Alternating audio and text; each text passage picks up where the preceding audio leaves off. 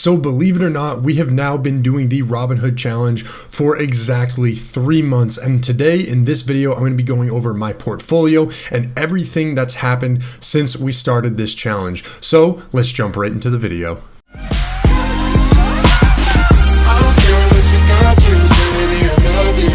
So if you guys are new here to the channel, you don't really know what it's about. I talk about all things investing with my tips, tricks, and insight into the stock market. So if you're looking to increase the size of your portfolio, then make sure you jump down, hit that subscribe button, and turn on the bell notification to be alerted when new videos come out. I'm posting a ton of different content centered around the stock market and really in depth about investing with the Robinhood app. So if those are two things that you are interested in, you're not going to want to miss out on some of my content.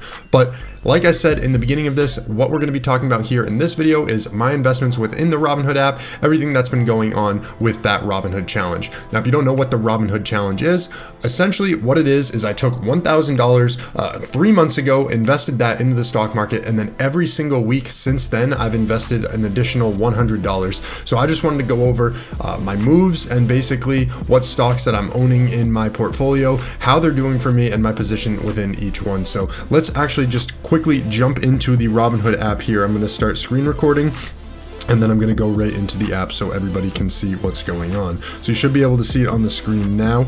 Pop over to my investments here. So over the past day, you can see that we were able to make $9.20. Over the past week, you can see we are up just 74 cents. So not great, but obviously, this portfolio is geared for the long term, so 74 cents here and there, I mean, that's not too bad. Over the past month, we are up a total of 2.96% or $69.79. Pretty good returns right there. And then the duration of this challenge for this channel, we are up positive 6% at $137.64. So obviously really great returns, but my strategy here in this portfolio is dividend investing and dividend investing for the long term. So mostly what I'm doing is investing in Dividend Aristocrat companies, which have been increasing their dividend payments for the past 25 years, and then Dividend Kings as well, which have been increasing their dividend payments for 50 plus years. So that's kind of the strategy behind it. That's my mindset. And the reason why I'm doing dividend investing now instead of growth investing is just because I want my ground level base layer for my portfolio to be solid companies that are going to provide me a steady income that I can just know that it's going to be there no matter what the economic time is. Because if you look at companies like Dividend Aristocrat companies and Dividend Kings, they've way outperformed the market in times of recession. And with our market and its uncertainty right now, it might not be a bad idea to start beefing up your position in some of these stocks. Now I'm going to show you my entire portfolio here along with the returns from each stock in my position, and just know that before I show you this, make your own moves when you are investing. Don't just blindly copy what I'm doing. I like to be transparent with everybody on my channel here. I like to show you what I'm investing in. I feel like it helps people, and then also any mistakes that I make too, I like to share with the community just so you guys don't have to make the same mistake. But I'm just gonna hop right into it. I'm gonna sort them by my total return from them. So if I hop into that, you can see the first stock I have here is Realty Income. Now Realty Income is an interesting one. They're a REIT. Their year-over-year return is pretty crazy. You can see over the past 5 years they're up 64%, and I was able to buy in at an average cost around $73.13. So far over the past 3 months we're up 5.62%, $28.76. So not too bad on them. Hopping into my next pick here, we have Coca-Cola. Coca-Cola is one of those Dividend Kings that I was talking about. Very solid company. Everybody knows about Coca-Cola. I have 5 shares at an average cost of $53.68. This is one pretty interesting. I'm not down on too many in my portfolio, but Coca-Cola is one that I am actually down on. So I've lost $5.23, but this is nothing in the short term, really. This means nothing to me. I'm not panicked at all. Obviously, I feel like Coca-Cola is going to bounce back and not really struggle or have any issues in the future. So yes, we might be down 2% now, but it's been up and it's been down, but it's relatively stayed stagnant. So one that should improve in the future. Next one I have here is A.O. Smith. If If you look at A.O. Smith, their financials, they're pretty good. They have given me a total return of 7.34%, which is $17.61. So pretty good there. 5 shares at an average cost of $48. They make up 10% of my portfolio. Forgot to mention Realty Income makes up the highest percentage for my portfolio, which is 22.4%. So that's actually right where I want to be. Realty Income is a monthly dividend paying company, so I get a monthly dividend every single month, and that's just nice to see in my dividend history.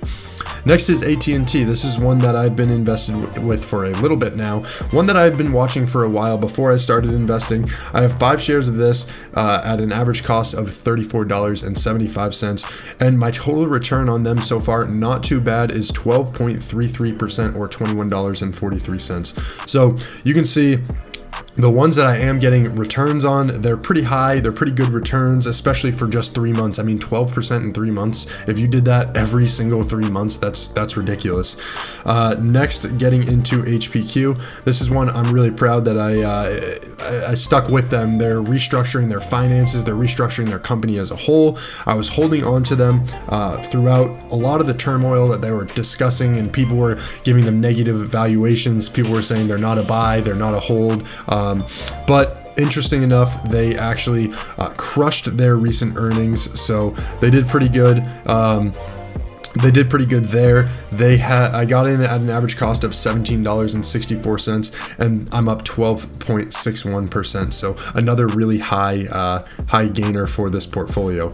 Another one that is doing really well for me is Citigroup. Citigroup is also financials, and then their average cost for me is $62.44. This might be the biggest return I have so far in the portfolio to this date. It used to be Realty Income. They used to be up some odd 20 some odd percentage for me, but now it's Citigroup at 18.26%. My return on them is $22.80, so that's pretty good.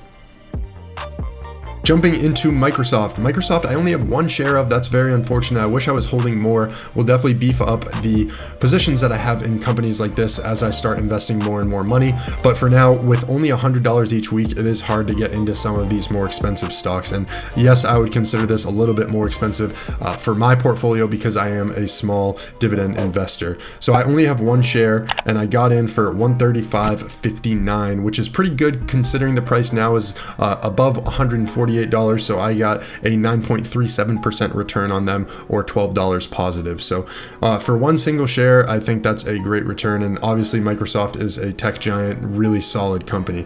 Johnson & Johnson is one that, despite all of the lawsuits that they have, despite all the negative things that they have going on for them, they're just so big and so diversified that you don't really have to worry about a company like this.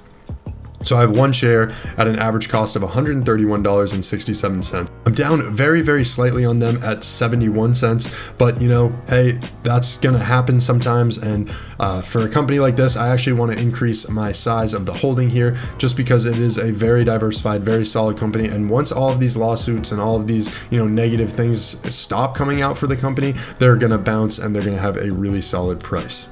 Next, talking about another monthly dividend company, Ltc Properties. This one obviously pays you a monthly dividend, which is very nice. I have 2 shares of them at an average cost of $50.30.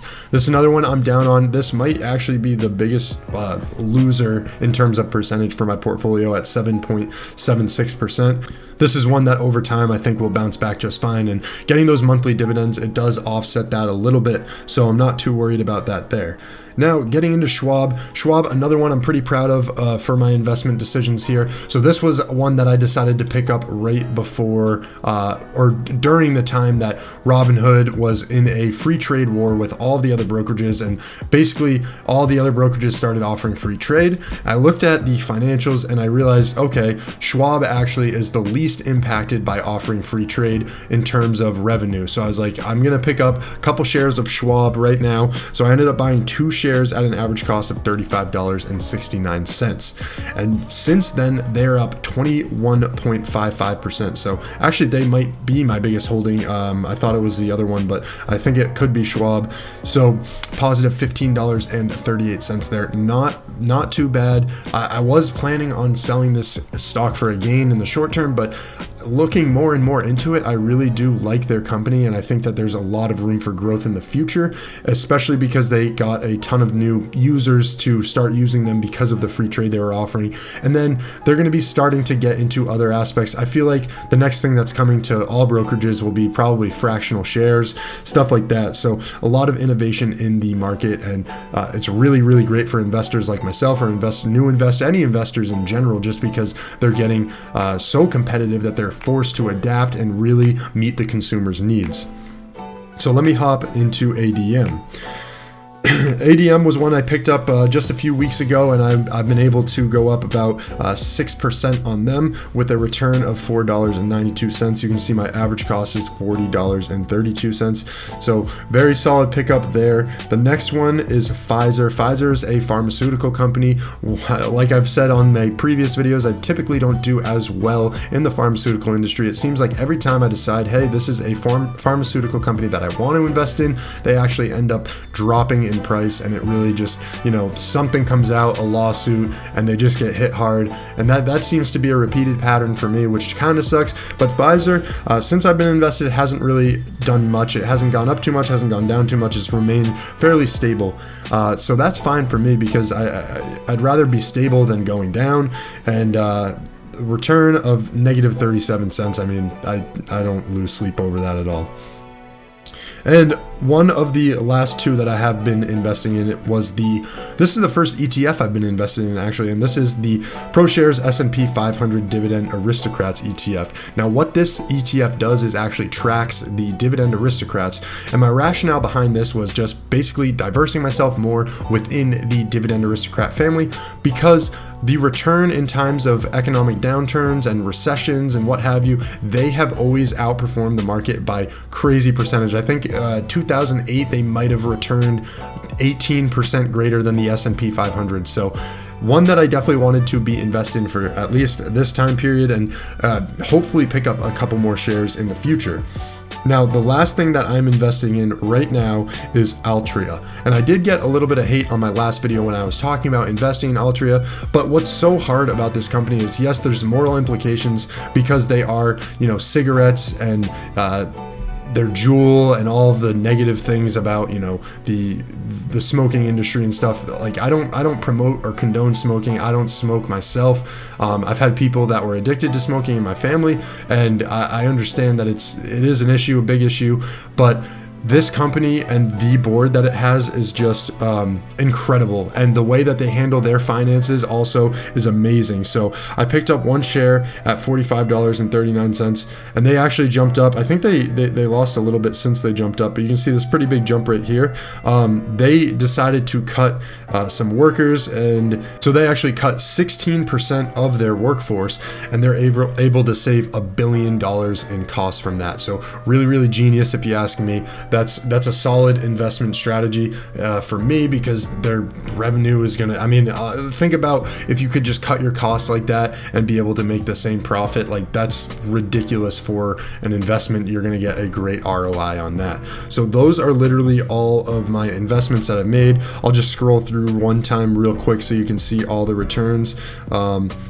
In terms of highest return for a dollar value, obviously we have Realty Income at the top, as expected, with being the largest holding in the portfolio. So let me know what you guys think about this portfolio, and if you share common shares with me, comment in the comment section down below. What are you invested in that I am as well? I'm eager to know. Also, thank you for checking out this video, guys. I hope you all have a great day.